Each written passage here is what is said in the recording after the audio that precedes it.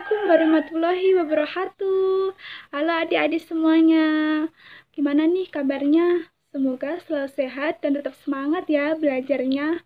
Nah, di video kali ini kakak akan mengajak kalian belajar dari rumah dengan mata pelajaran IPA kesetaraan A tingkat 2, yaitu setara dengan kelas 4 SD. Sebelum belajar, izinkan kakak memperkenalkan diri terlebih dahulu ya. Nama kakak Heni Ika Trisdiana, dari jurusan Pendidikan Luar Sekolah Universitas Negeri Surabaya. Nah, pasti adik-adik penasaran kan gimana sih keseruan pembelajaran kita hari ini? Simak terus ya videonya. Ayo kita belajar.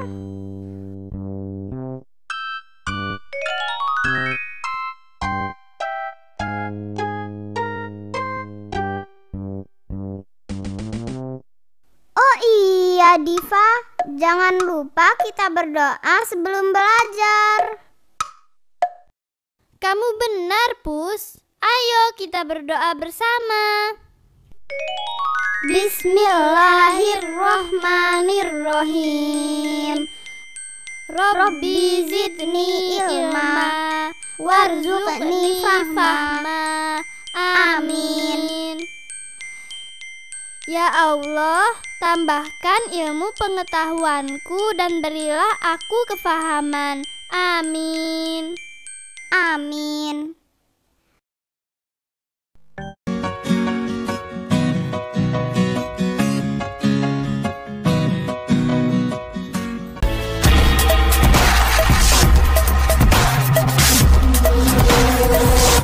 Ada yang tahu tidak apa sih itu siklus hidup? Hayo. Siklus hidup adalah tahap perubahan makhluk hidup yang dialami sejak masa hidupnya. Nah, perubahan dari hewan itu ada bermacam-macam. Tahap perubahan bentuk yang dialami hewan dari dia menetas hingga dia dewasa yaitu disebut metamorfosis. Metamorfosis ada dua, yaitu metamorfosis sempurna dan tidak sempurna. Untuk lebih jelasnya, mari simak video berikut ini. Daur hidup hewan. Hewan mengalami daur hidup. Daur hidup adalah tahap perkembangan hewan sejak menetas atau lahir sampai dewasa. Daur hidup tiap hewan berbeda-beda. Ayam betina dewasa dapat menghasilkan telur. Telur ayam menetas setelah dierami induknya selama 21 hari. Demikian juga yang terjadi pada kucing. Kucing betina dewasa dapat melahirkan anak kucing. Anak kucing dapat tumbuh menjadi kucing dewasa. Kemudian kucing betina dewasa dapat menghasilkan anak kucing. Anak ayam dan anak kucing sangat mirip dengan induknya. Kedua hewan itu tidak mengalami perubahan bentuk tubuh pada tahap pertumbuhannya. Adapun hewan yang mengalami perubahan bentuk tubuh dalam pertumbuhannya disebut mengalami metamorfosis. Metamorfosis dibedakan menjadi dua, yaitu metamorfosis sempurna dan metamorfosis tidak sempurna.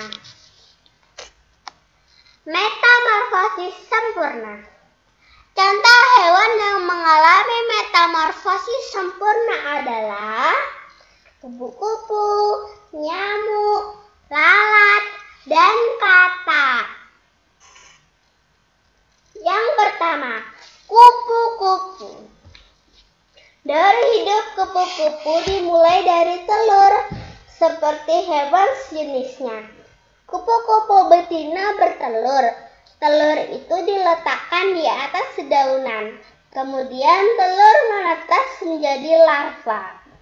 Larva adalah hewan muda yang akan berubah bentuk ketika menjadi dewasa. Larva kupu-kupu disebut ulat. Ulat makan dedaunan. Makin lama ulat berkurang jumlah makannya dan gerakannya. Akhirnya ulat diam, tidak bergerak. Seiring dengan makin lemah gerakannya, ulat membungkus dirinya dengan benang. Benang itu terbuat dari air liurnya.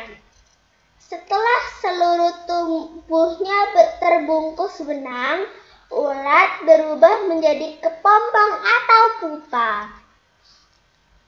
Setelah menjadi kepompong, ulat berhenti makan.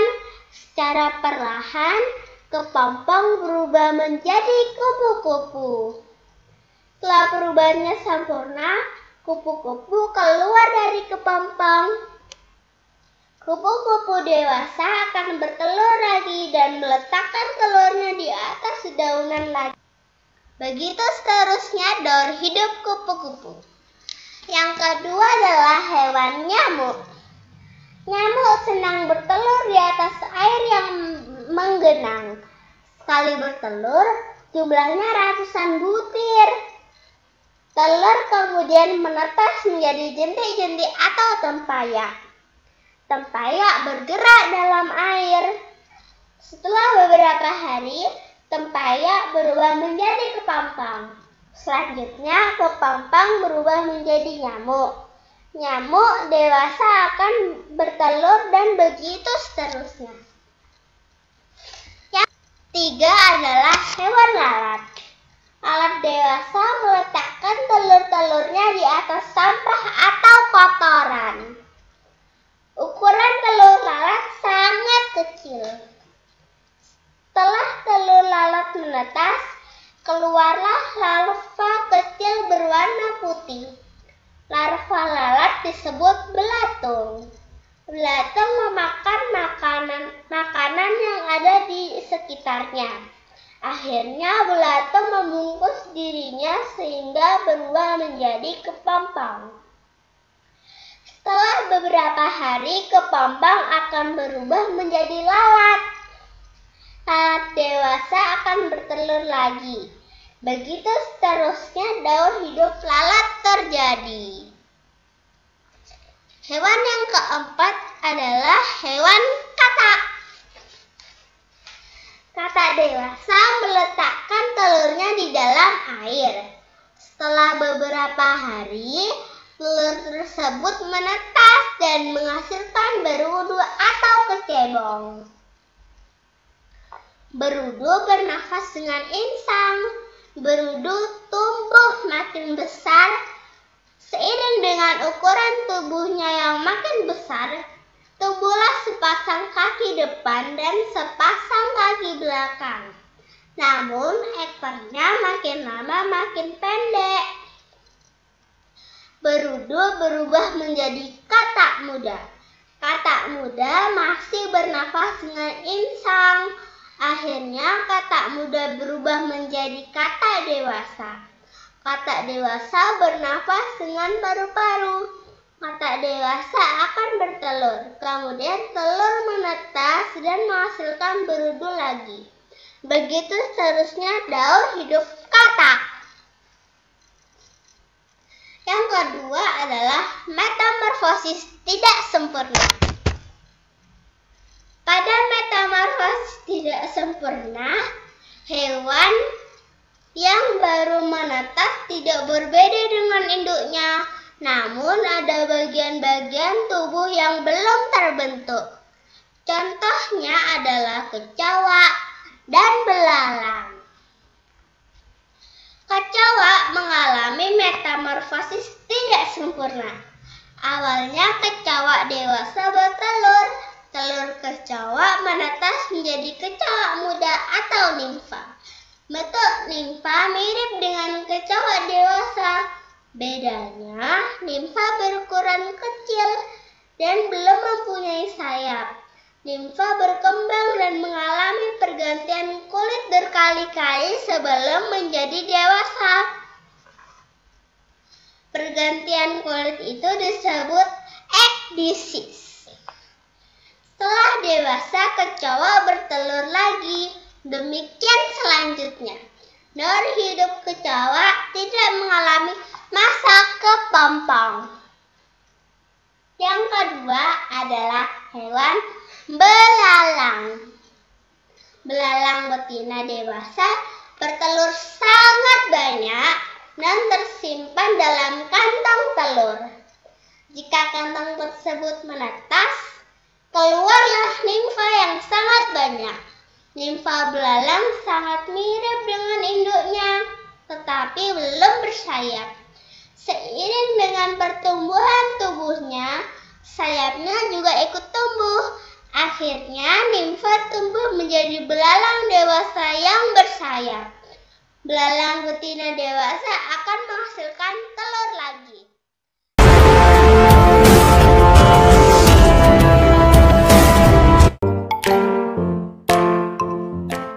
Tahukah kamu, di Indonesia terdapat berbagai hewan dan tumbuhan langka?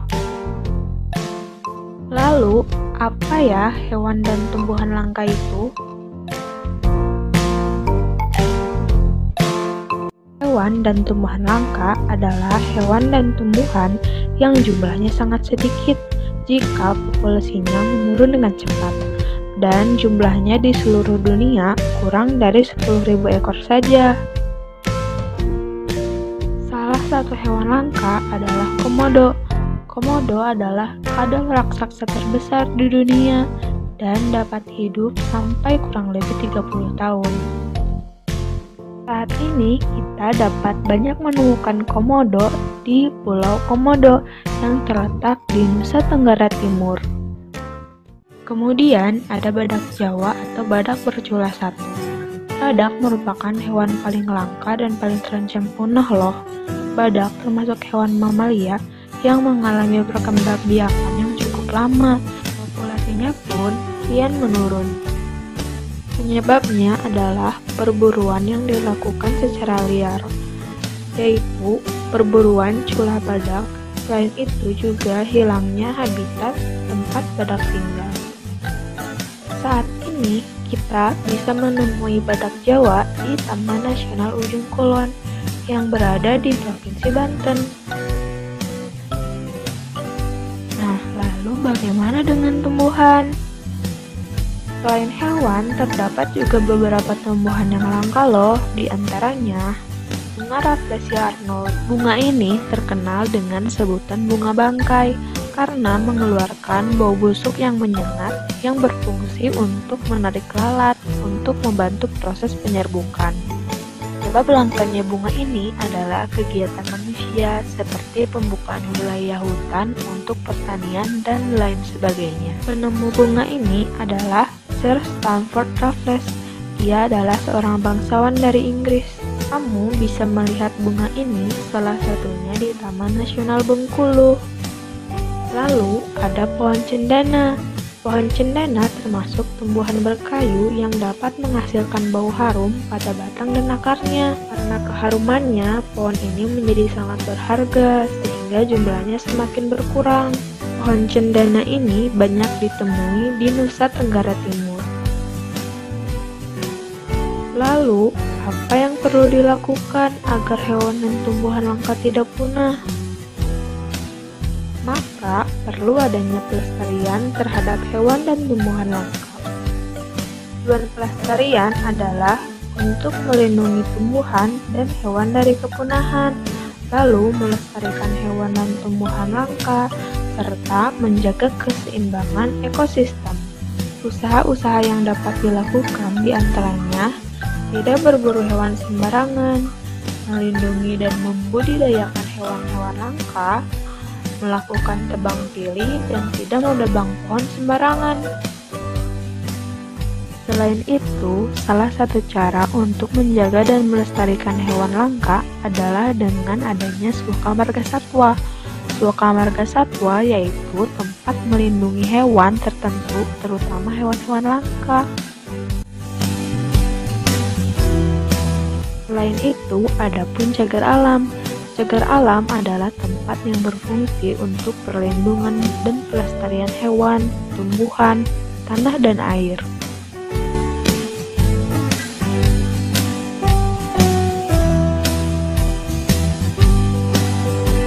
Maka dari itu, ayo kita jaga dan lestarikan hewan dan tumbuhan langka agar tidak mengalami kepunahan.